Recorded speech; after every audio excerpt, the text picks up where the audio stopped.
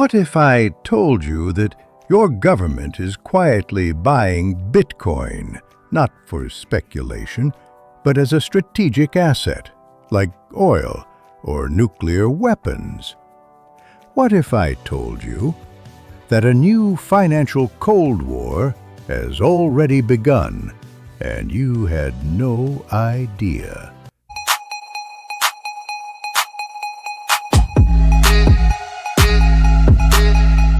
Welcome to 2025. The world isn't fighting over land or oil. It's fighting over code.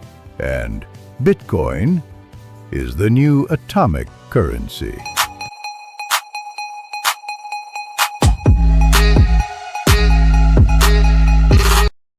In 2009, Bitcoin was born in the shadows of the financial collapse, mocked, ignored, and hunted. A rebellion against central banks, a weapon of freedom. Satoshi's White Paper, 2011. Silk Road, 2017's Wild Run. 2021, Institutional Adoption. 2024, ETF approvals. By 2025, Bitcoin is no longer just a speculative asset. It is infrastructure. It is sovereign. And for some governments, it is survival. In March 2025, the United States quietly unveiled what insiders had whispered about for months: the creation of a Strategic Bitcoin Reserve, SBR, a digital vault of BTC held by the federal government, alongside independent state initiatives. Texas leads the charge, converting surplus energy into mined Bitcoin via state-funded operations. BlackRock, managing the nation's largest Bitcoin ETF, IBIT, now holds over 235,000 BTC, nearly 1.25% of total supply, much of it indirectly backed by U.S. institutions. The U.S. Treasury, once skeptical, is now a silent custodian. Bitcoin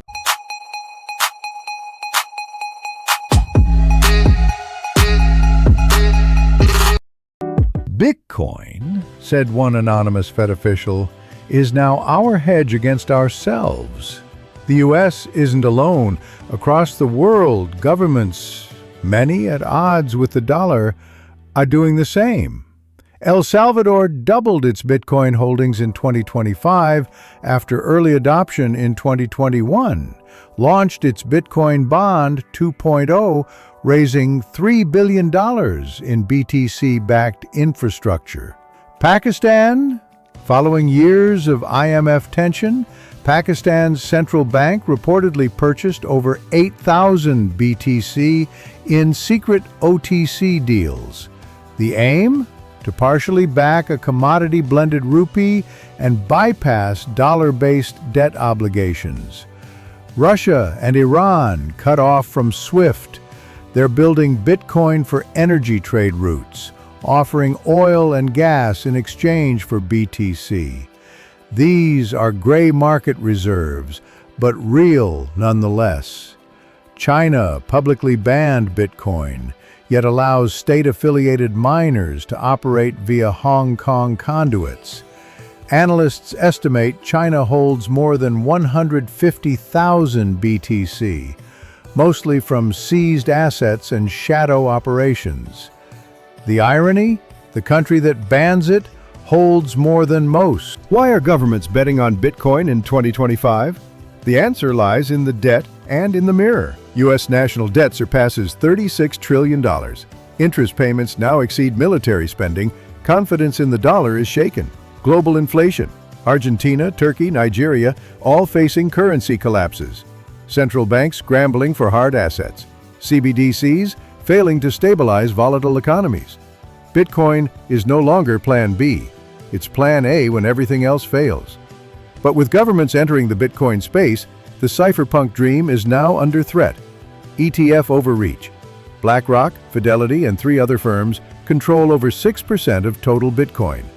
Millions of BTC are now locked in custodial cold wallets. State capture. Strategic reserves sound patriotic, but they come with state control, surveillance, and regulatory strings.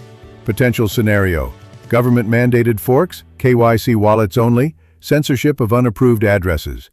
Bitcoin's power lies in decentralization, but 2025 may be the year it's pulled into the empire's orbit.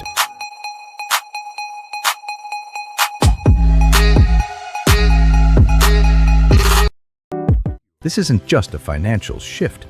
It's a new world order. Nations with Bitcoin will have economic leverage. Nations without it will face currency collapse or dependence. Bitcoin equals financial sovereignty. The real war won't be fought with missiles. It will be fought with wallets. A dollar burning into a QR code. A satellite transmitting BTC transactions across borders. Faces of citizens using BTC in street markets.